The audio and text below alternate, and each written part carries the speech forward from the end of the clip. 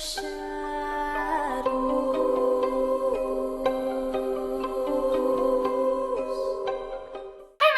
it's Hailey Reese, and I hope that you guys are having a fantastic morning, afternoon, night, whatever it is for you when today's video finally reaches you.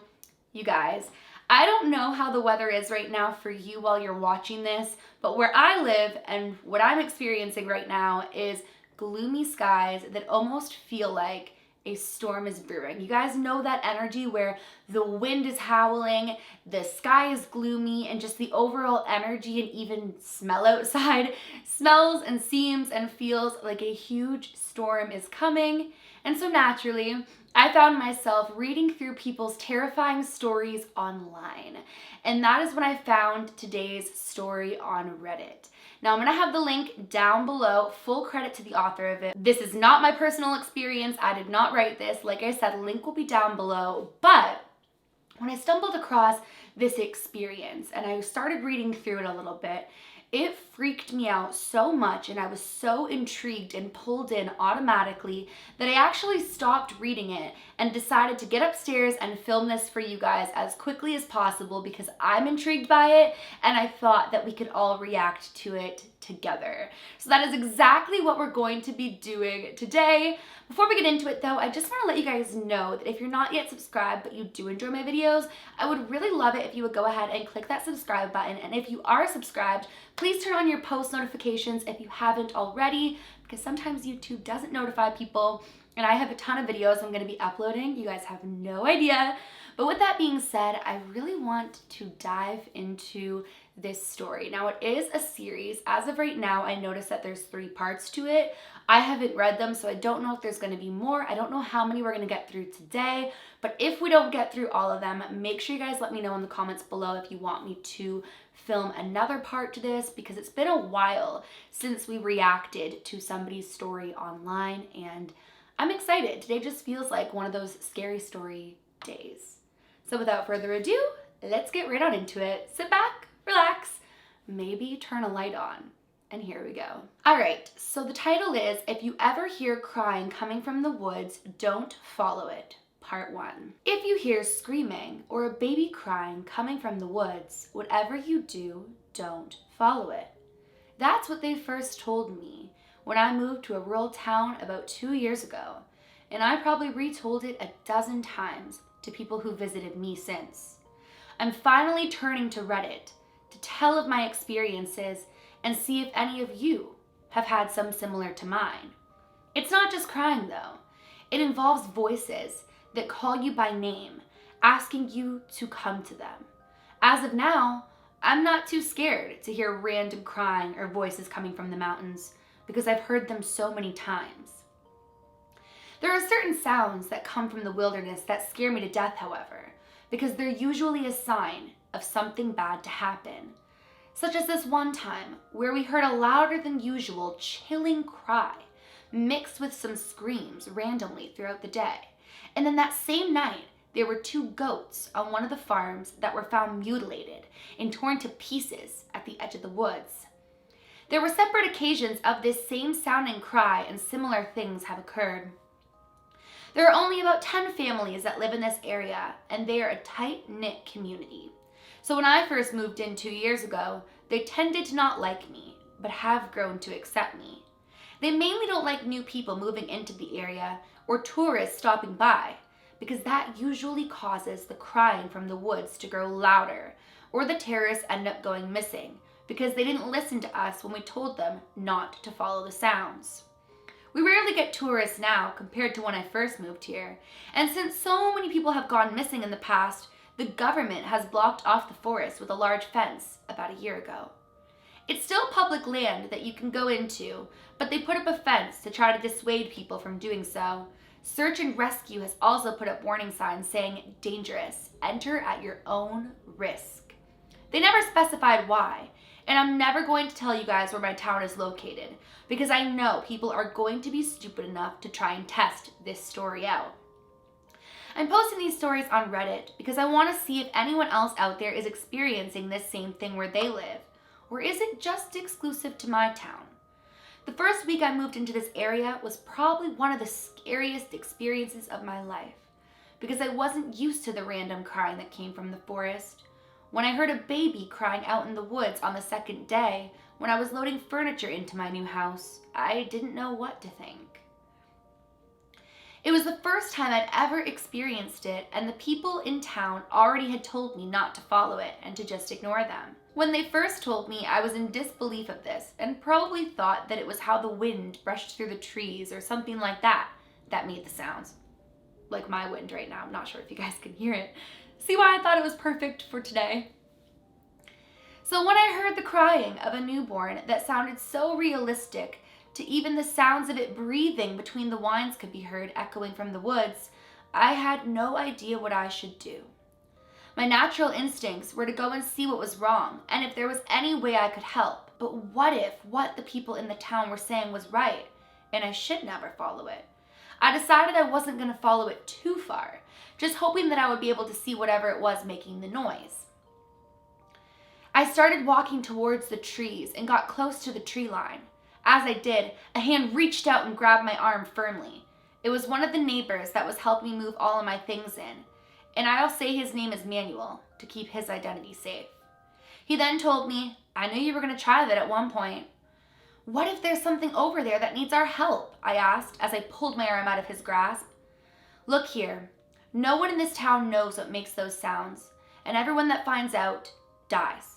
Don't go over there. Simple as that," he replied as he tapped me on the shoulder and then continued to carry boxes into my house. I tried to ask him more questions about it, but he was always hesitant to talk about it and avoided the conversation the best he could. He finally got annoyed by my constant pestering, and he responded saying, "I've told you everything you need to know about those sounds. Whatever or wherever they come from can hear what we are saying, and supposedly if you think or talk about it too much, you'll be driven mad, as that allows it to access your thoughts." I stopped asking him questions after that, and we now get along great together.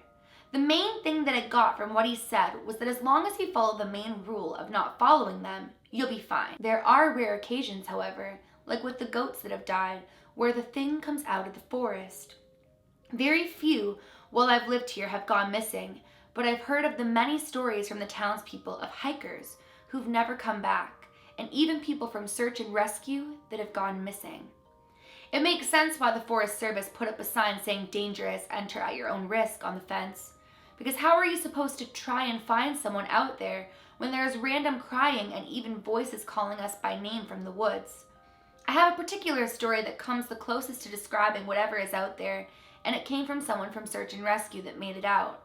It's the closest thing we have to a description of what it looks like, but I'll save that for another time. Due to that, I don't want to have my thoughts be thinking about that thing for an extended period of time, and you know why. I will finish this requesting that if you ever do hear people calling you from the woods or a baby crying, even if they sound like family, don't follow them. Always be aware of people that are around you, because the thing in the woods making the sound is often known to imitate the same voices of loved ones. I will say again, one more time, to ingrain it into your skull. Just ignore them and act like nothing is wrong. And that's part 1. Okay, we need to get right into part 2 because I don't even know what to think of this. Okay, we'll talk about our theories in a minute, you guys. Let's get into this next part. Since the last time I uploaded the first part of my story, I've gotten a few comments and replies of people telling me what the noises could be caused by. And the top 2 were SCP-939, with its nickname being "with many voices." And for those who don't know what an SCP is, it's a supposed thing that needs to be secured, then contained, and lastly protected, thus the nickname of SCP, because they are highly dangerous. The other one was that skinwalkers are also able to imitate human voices and trick people by luring them with loved one's voice. However, it is said that only extremely skilled skinwalkers are able to do this. That means it's very rare to come across this trait in them, and so most encounters just describe seeing them, but never actually hearing loved ones' voices coming from it. So you know how I just said we'd discuss our theories in a bit?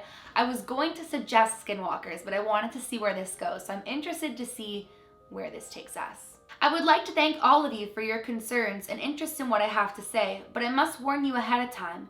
Do not think about this thing for an extended period of time, or else it will drive you mad. To actually write this out for you, I have to take 30-minute breaks for every 20 minutes I'm able to write. If I try to push past those 20 minutes, then random images flash through my head of myself dying in gruesome ways. So I beg of you, when you finish reading this, please go listen to whatever music or watch your favorite TV show, but whatever you do, do not keep thinking about it. After writing part 1 of this, I found random scratches in the back of my house and have heard eerie knocking on my window during the night. I never go to investigate, but just rather sleep through them. However, it's worth the risk of that thing coming to get me because the local government has tried to cover it up. But I think everyone should be warned not to follow these sounds. Anyway, I'm going to tell you of a story that I first heard when I came to town from one of the families here who I'll call the Jeffreys. So one evening they were having a barbecue in their backyard, and they were about 6 of them all together. They had 2 children, with the younger being only a year old, while the other was around 5. It was later in the evening when the 5-year-old went looking for cool-shaped rocks, as in the words of the boy. So while he's doing this, the 5-year-old's mother is keeping an eye on him, but the year-old baby begins to cry, who is being held by the father-in-law. So she quickly rushes over to help her baby and forgets about the boy, who is now ever so slowly wandering away. That's when they hear the voice whisper from the woods calling out to the boy, saying something similar to this in a child's voice. "Johnny, come play with me. I have plenty of cool rocks for you over here."